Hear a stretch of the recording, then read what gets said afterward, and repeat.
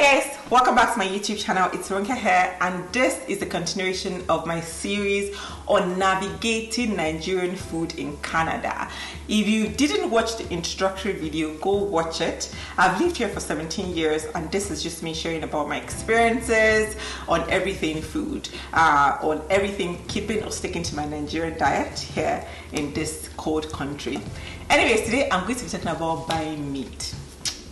My first experience buying meat in Canada. My first experience, I remember I went to Superstore and I bought like a pack of meat, and it looked, it was the stewing, the one that they write stewing meat on. That's the one I kind of bought, and I tried to cook it. And in Nigeria, you have to cook the meat for a while.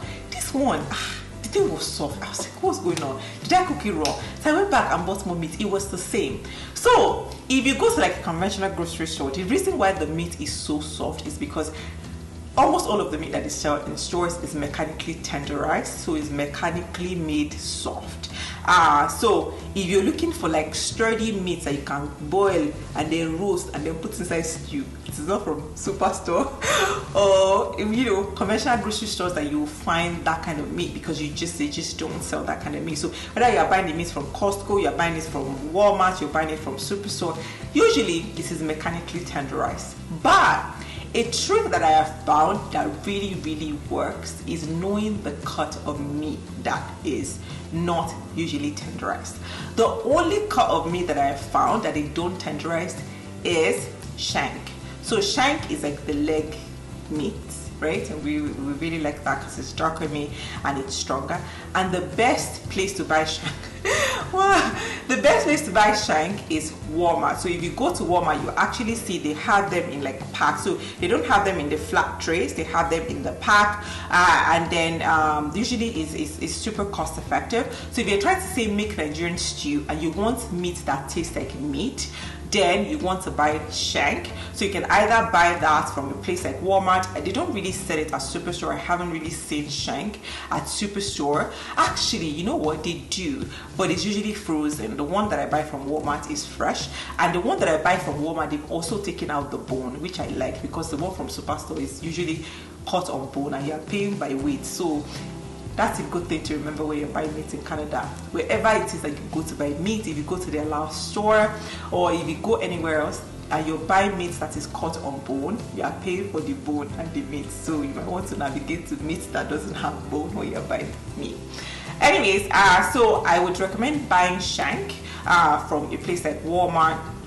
And then if you're trying to navigate like buying orishirishi is what we call it, like innards, right? You find something like shaki, for example, the tripe at Superstore, but it is bleached to the T. Like it's super white, it smells like chlorine, it's very soft. If you're desperate, that might be an option. If you're not desperate, if you go to your Allow store or your local Asian market, they will typically have shaki as well, and usually that's more flavorful shaki. It is not bleached typically, so it doesn't smell like chlorine. I find those to be better options. If you're looking for things like kidney and liver, you find kidney and liver at places like Superstore and you're fine. If you're looking for something like gizzard, for example, the Asian market, you can typically find gizzard, or you can find gizzard at a place like Superstore, but it won't be with the fresh meat. It would be in like the frozen corner, because they typically would sell it frozen, not fresh. What else? That's about that on beef style meat. Now if you're trying to find chicken, I know in Nigeria now a lot of people eat soft chicken, but a lot of people still like the hard chicken. So in Canada you can find hard chicken in a place like Asian market. So if you go to the Asian market, you typically find they're called stewing N, and that is where you typically find, and the Nigerian style chicken, and it's usually sold whole, so you have to like break it down, cut it yourself, get yourself a cleaver. It's usually very helpful. What else?